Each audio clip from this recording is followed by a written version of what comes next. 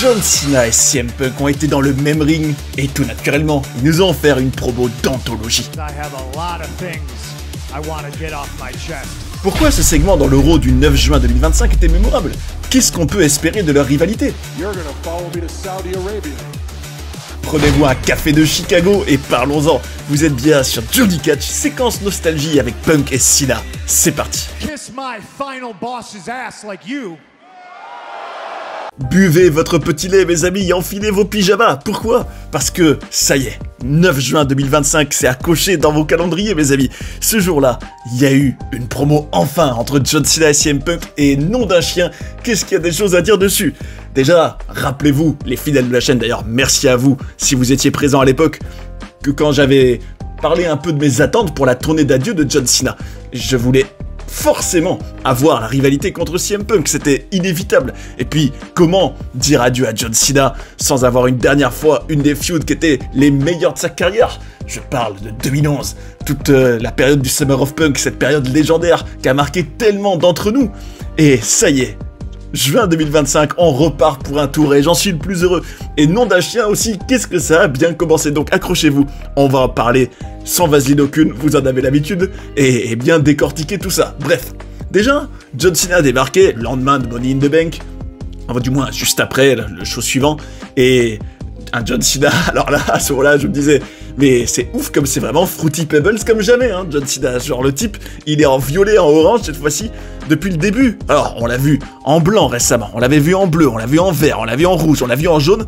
Est-ce qu'il va nous faire toutes les couleurs qui existent ou comment ça se passe? C'est ouf comme John Cena, c'est plus Fruity Pebbles que jamais. J'ai l'impression qu'ils se sont dit, écoute, tournée d'adieu, on fait toutes les couleurs, on vend toutes les marchandises possibles, tous les produits dérivés possibles, et après tu t'en vas. C'est clairement ça, hein, la philosophie, argent, argent, argent. Mais bon, c'est pas la question, en tout cas, un Cena violet, orange. Bon, en tout cas, ce qui est certain, c'est que un John Cena, donc au début, qui parlait de R-Truth, vous savez, qui avait fait son grand retour à Money in the Bank alors qu'il avait été viré, du moins qu'il n'avait pas été retenu par la fédération, et il disait...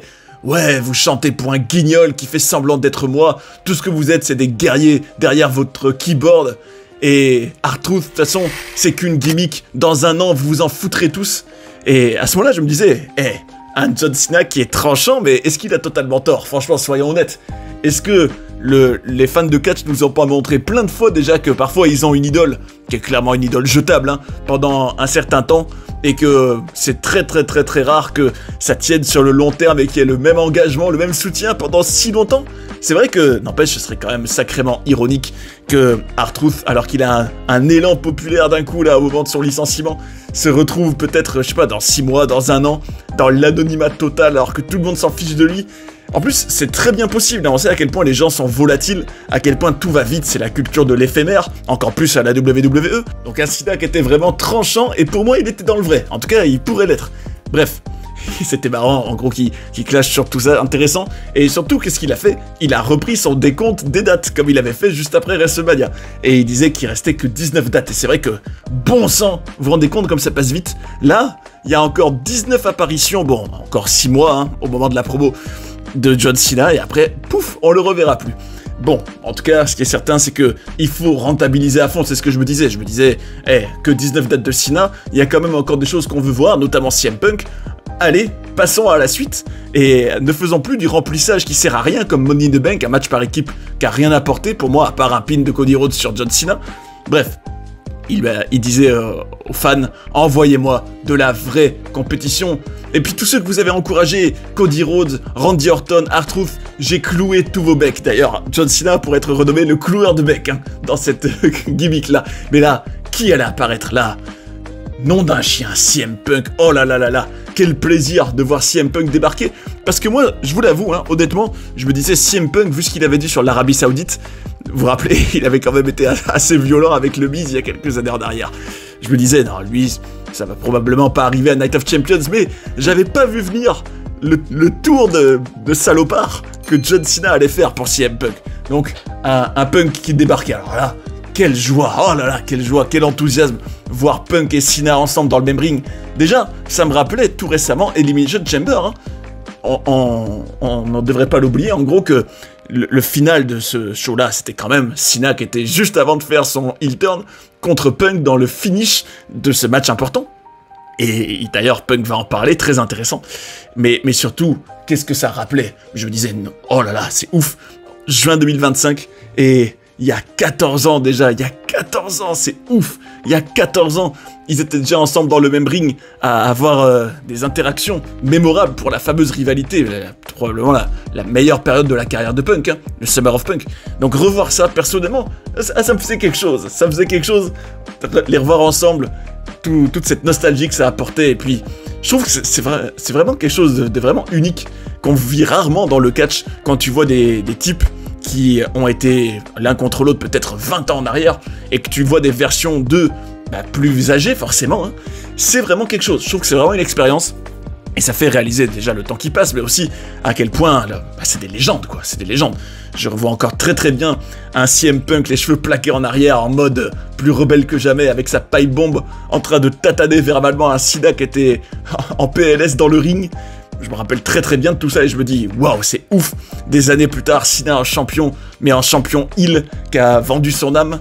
Et Punk en homme du peuple, ça c'était vraiment sa gimmick ce jour-là, c'était vraiment homme du peuple. C'est le People's Champion, j'ai envie de vous dire, hein, CM Punk. Enfin bref, ça commençait en plus très fort. Et ce que j'ai vraiment hyper apprécié dans cette promo, écoutez-moi ça, c'est qu'il a multiplié les références au passé.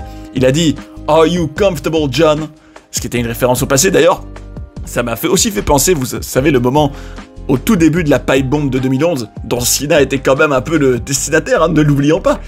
Quand il disait Punk, oui, j'espère que t'es vraiment aussi inconfortable que tu puisses l'être là-bas dans le ring. Et surtout, il disait There's a lot of things I want to get off my chest. En gros, j'ai beaucoup de choses sur le cœur que j'ai envie de dire. Et c'était exactement ce qu'il a dit à l'époque de la pipe bomb. Donc, quel bonheur, c'est ouf. Voilà des promos que j'aime, qui font des références au passé, qui exploitent toute cette riche histoire qu'il y avait entre eux. Ça, c'est tout ce que j'aime. Et à ce moment-là, je me suis dit, voilà, c'est ça que je voulais voir depuis le début, et que j'ai pas eu avec Randy Orton. Bravo, Punk. D'ailleurs, j'arrêterai jamais de faire l'éloge de CM Punk en 2025. Franchement, je trouve que depuis qu'il est revenu à la WWE, c'est vraiment un sans faute, hein, CM Punk. C'est des bonnes promos, des bonnes rivalités. Il y avait eu Drew, il y avait eu Rollins, il y a eu donc... là, plus récemment, donc tout ce qui était WrestleMania avec aussi Roman, Paul Heyman, je me dis, waouh, CM Punk, c'est vraiment que de la qualité à chaque fois qu'il est là. Hein. Et là, surtout, rappelez-vous, quand il y avait eu Backlash là, avec Cena Orton, le dernier de l'histoire, j'étais un peu dégoûté qu'il n'y ait pas plus de références au passé, que tout ça soit très axé sur, oui, ruiner le catch, tu peux pas ruiner le catch, ma famille, le respect, alors que tout ce que je voulais à tout prix voir, c'était un Orton ou un Cena qui se rappelle de toutes ces années, cette histoire richissime entre eux. Mais Punk l'a fait et il m'a régalé. D'ailleurs, puisqu'on parle du loup, Randy Orton, j'en profite pour vous donner rendez-vous. Ce sera juste après Night of Champions et croyez-moi, ça va vous amuser. Pourquoi? Parce que le 30 juin, mes amis, vidéo avec des anecdotes plus folles les unes que les autres sur Randy Orton, justement. Lui qui... certes, c'est beaucoup assagi dans sa maturité, on va dire, mais qui, des années en arrière, était un vrai démon, hein, était complètement taré. Et nom d'un chien, les anecdotes qu'il y a sur lui, elles sont dingues. Et il y en a, je pense pas que vous les connaissiez tous, en tout cas, qui sont pas très connus, et qui méritent en tout cas d'être réhabilités en quelque sorte, donc vous allez vous régaler. Soyez là le 30 juin, ça se trouve, Randy Orton sera revenu à ce moment-là pour un programme estival en vue de SummerSlam, peut-être contre un Nick Aldis, qui sait, pour faire encore quelques petits archéos. En tout cas, Orton, toujours passionnant d'en savoir plus sur Randy, et vous allez vous régaler, surtout si vous êtes fan d'Orton, ou si vous l'avez, vous aussi, vu pendant des années, les années 2000, tout ça. Ça va être vraiment caviar plus. Et puis j'en profite bien sûr pour vous faire un grand remerciement. Merci pour vos likes, merci pour vos commentaires, l'avis que vous apportez à la chaîne, tout de A à Z, j'en ai pleinement la valeur et ça m'aide, donc merci beaucoup et n'hésitez pas à le refaire. Enfin bref, en tout cas, Punk réussit là où Orton a un peu échoué, et pas qu'Orton, hein, Cena aussi. En tout cas, la feud Cena-Punk partait sur de super bases.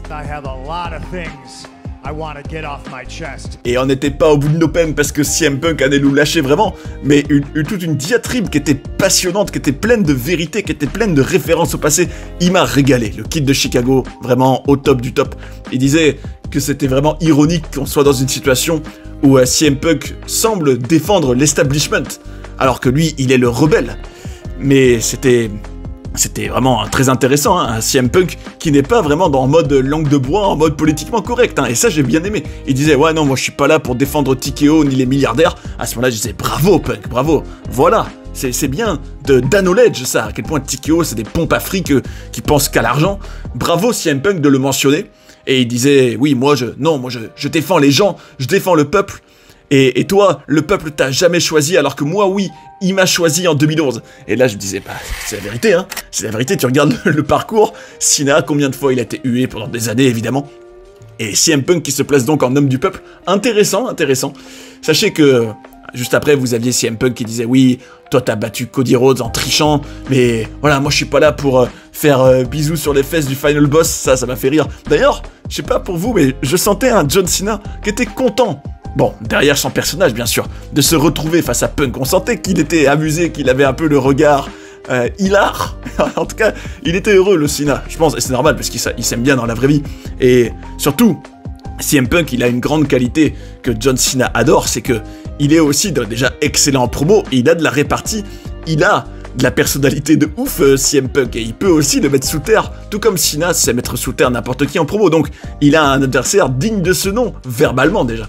Et ça, je pense que Cena, ça se sentait qu'il était fan. Et surtout que peut-être que ça lui avait un peu manqué ces derniers temps.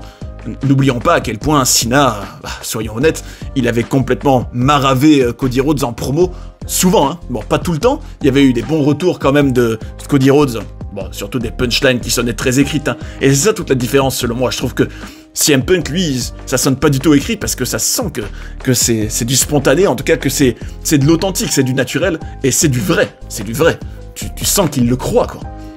Et ça fait toute la différence. En tout cas, c'était cool aussi que CM Punk parle aussi de l'expression, vous savez, a spoke on the wheel. Alors on peut traduire par oui, un bâton dans les roues, ou plutôt juste, vous savez, un petit composant de la machine.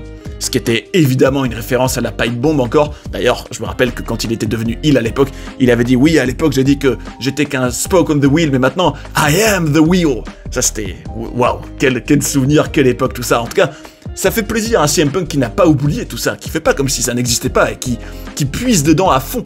On dirait que il a peut-être regardé sa pipe bomb genre juste avant d'aller au ring pour sortir vraiment un maximum d'expressions de l'époque. Hein. C'était génial.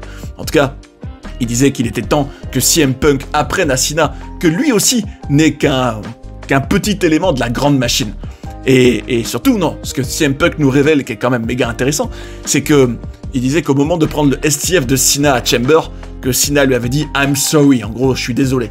Et ça change quand même un peu la donne, parce qu'il disait, Punk, ouais, donc Cena, en fait, tu savais que ce que t'étais en train de faire et ce que t'allais faire juste après, vendre ton âme au Final Boss, que ça, c'était quelque chose de mal. Et donc vraiment, vraiment intéressant, ça apporte une nouvelle nuance à John Cena, je trouve, en gros, le fait qu'en réalité, le vrai John Cena a conscience de faire le mal en faisant son heel turn et en vendant son âme. Mais, et en tout cas, qu'il s'en voulait peut-être. Et ça, d'ailleurs, ça pose un peu les graines du face turn qui est inévitable d'ici la fin de l'année pour Cena. Et surtout, non, ça montre aussi que, si d'ailleurs il pouvait nous expliquer un jour pourquoi il l'a fait, bah, ça nous montre que c'était un choix de vendre son âme au rock, on va dire, bah, quelque chose qui se disait peut-être, ouais, je sais que c'est mal, je suis tiraillé, mais il faut que je le fasse, parce que, voilà, et la question c'est, Cena, dis-nous pourquoi tu l'as vendu, cette âme. Oui, ok, les gens, ils t'ont manqué de respect, oui, c'est une relation toxique avec les fans, mais 10 ans plus. Enfin bref, très intéressant, tout ça, vraiment, je me régalais, je buvais chacune des paroles de Punk, et il disait, oui, ce titre, il t'a corrompu. Et il disait, oui, moi, je sais ce que c'est. En 2012, moi aussi, j'ai vécu ça. Et c'est vrai que, totalement pertinent ce qu'il dit Punk, parce que à l'époque, en plein règne, il a fait le heel turn, ne l'oublions pas. Quand Paul Heyman l'a rejoint, qu'il a eu la feud contre The Rock début 2013. Et donc, intéressant de dire, en gros, oui, t'es devenu un monstre en ayant ce pouvoir-là, en ayant ce succès-là. T'es devenu un monstre, et moi-même, j'ai peur du monstre que je peux devenir quand j'ai le titre, ou en gros quand ça tourne autour du titre. D'ailleurs, est-ce que CM Punk nous aurait pas fait une petite subtilité pour un heel turn à venir lui aussi? Si CM Punk, en gros, dans sa quête d'être champion peut-être, devienne heel parce que ça le rend monstrueux, pas impossible, ce serait intéressant. En tout cas, il disait, oui, moi, je dois devenir un monstre pour arrêter le monstre, qui est John Cena. Ça, méga intéressant, franchement. J'adore, vraiment c'est un sans faute cette promo. Puis la question qu'on peut se poser aussi, c'est est-ce que CM Punk n'a pas arrêté aussi de nous teaser une feud à venir contre The Rock, hein? Puisque quand même, dire sans arrêt, oui, moi je suis l'homme du peuple, le peuple m'a choisi, je suis avec eux, je suis comme eux, je me dis, mais ça c'est totalement des références au fait d'être le People's Champion, ce qui était quand même la caractéristique de The Rock pendant toute sa carrière, d'être le People's Champion. Donc peut-être qu'il y aura un jour un match pour le People's Championship entre The Rock et CM Punk, hein, qui sait. N'empêche, ça aussi, ce serait ouf. Toutes ces années après 2013, ce serait complètement dingue. Et sinon, CM Punk, alors là, comme si c'était pas suffisant, il m'a encore régalé. Dites-moi en commentaire si vous aussi vous avez capté la référence quand il a dit « Écoute, en gros, je dois t'affronter, et si t'es un homme, si t'es plus un Boston Red Sox plutôt qu'un New York Yankee, on le fait ce soir. » Alors là, je me disais, waouh, oh là là là là là là, wow. Rappelez-vous, ça c'était aussi CM Punk dans les promos à John Cena à l'époque, quand il disait, oui, t'es devenu ce que tu détestes, t'es devenu en gros la franchise, le gros club, un peu j'ai envie de dire, le Paris Saint-Germain du catch, hein, en quelque sorte, en tout cas, la grosse machine, quoi. Et t'es pas le Boston Red Sox, qui est un peu peut-être plus l'équipe du peuple, peut-être. En tout cas, faire cette référence-là, c'était encore génial, très bien trouvé de la part de Punk, qui m'a vraiment régalé.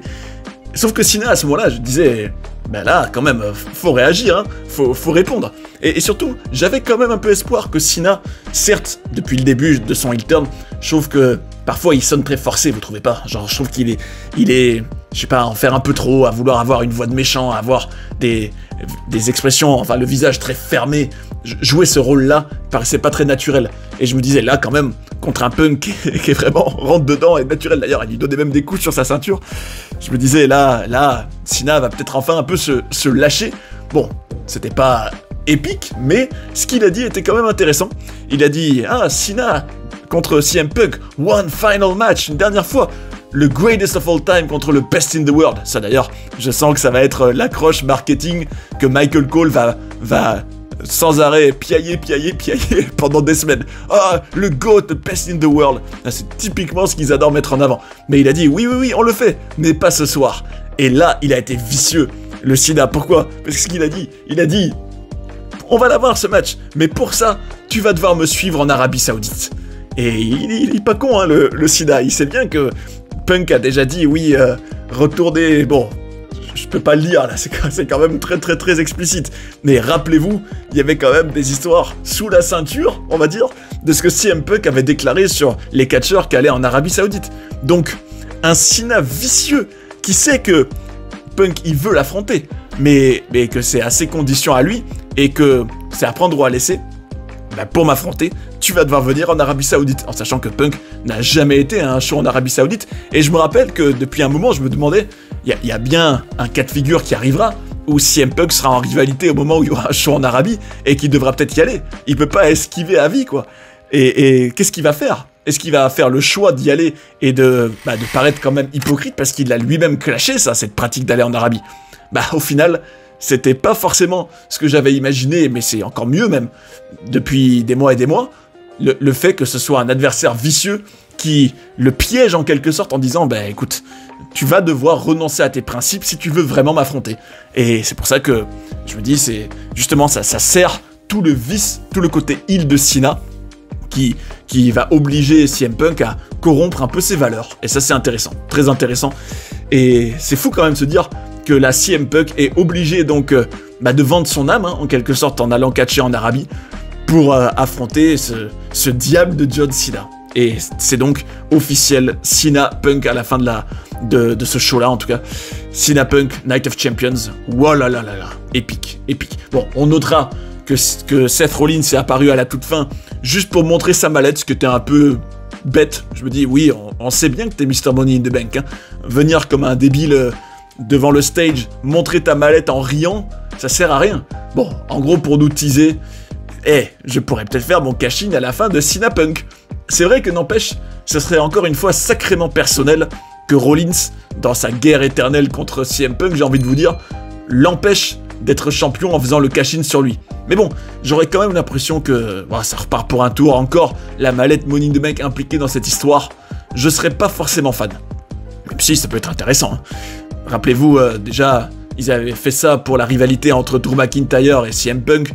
Je me dis, ah, gardez la mallette pour une autre occasion. Rollins et Punk, s'il doit encore y en avoir un, il n'y a pas besoin que ce soit parce qu'il a gâché le titre ou quoi. Bon, après, si ça arrive, pourquoi pas, mais à suivre, en tout cas, à suivre. Le fait est que, vous l'aurez compris, vous l'aurez ressenti, je pense, cette promo m'a régalé, les gars. M'a régalé. C'est peut-être une des meilleures de 2025, hein, déjà. Hein. Je me dis, qu'est-ce qu'il y a eu de mieux? Est-ce qu'il y a eu mieux? En tout cas, pour John Cena, je trouve pas. Hein. John Cena, ce qui m'avait marqué jusqu'à présent en 2025, c'était surtout sa conférence de presse post-Rumble. Après, les promos juste après son heel turn, je trouvais ça très répétitif, très lourd, ça sonnait pas authentique, ça sonnait pas naturel, j'ai pas trop aimé. Avec Cody, pareil, bon, il y a eu quand même quelques échanges marquants, mais bon, pas non plus aussi bien que cette fois-ci, je trouve. Bah, avec Orton, c'était sympa, mais justement, ça manquait de profondeur et ça manquait de référence au passé, et c'est exactement ce que CM Punk a fait, lui. Et ça m'a plu, ça m'a plu. Donc pour le moment, je pense que Cena Punk, ça a le potentiel d'être la meilleure rivalité de la tournée d'adieu de John Cena. Alors la question c'est, est-ce que ce sera juste un match? C'est vrai qu'on a l'impression que c'est un peu des one-shot avec Cena, là. Bon, même s'il y aura Cena Cody 2 à un moment, hein, obligé. Bon, en tout cas, moi je dis, profitons, c'est la dernière fois qu'on les voit ensemble dans le ring. Profitons à fond. Et n'empêche, vous rendez-vous compte quand même que il y a encore SummerSlam, juste après. Il y a aussi Clash à Paris. Il y a toute la suite, tout l'automne, évidemment, tous les gros shows. Je me dis, peut-être qu'il y aura un deuxième Cena Punk dans toute cette histoire. Enfin bref, je vous invite à me dire en commentaire si cette promo vous a aussi régalé. Moi, oui, franchement, excellent. Excellent. Et nom d'un chien, qu'est-ce que ça donne hâte de Night of Champions? Ce qui est tout le but de ce genre de promo, quand même. Et puis surtout, je me dis, voilà, bon, Money in the Bank, ça a servi à rien. Même le build-up, franchement, assez inutile, je trouve. Là, dès le tout début du build-up de Night of Champions, j'ai déjà hâte de leur match. Et je me dis, pour conclure, il y aura peut-être une promo de Punk qui parle de Cena et l'inverse, une dernière interaction, peut-être avec encore des références au passé, ce serait sympa, à la toute fin. Et c'est déjà très bien, c'est déjà génial. Donc, buvons notre petit lait, gardons nos pyjamas et profitons à fond de cette feud et espérons qu'elle soit à la hauteur de leur riche et beau passé. D'ailleurs, si vous avez envie de découvrir des documentaires sur des personnages incroyables ou d'apprendre plein de coulisses et de controverses de la WWE, j'ai tout ce qu'il vous faut ici. J'espère que vous avez passé un bon moment devant cette vidéo et je vous invite à rester sur Johnny Catch pour en voir d'autres. A tout de suite. And that's the bottom line, 'cause Stone Cold said so.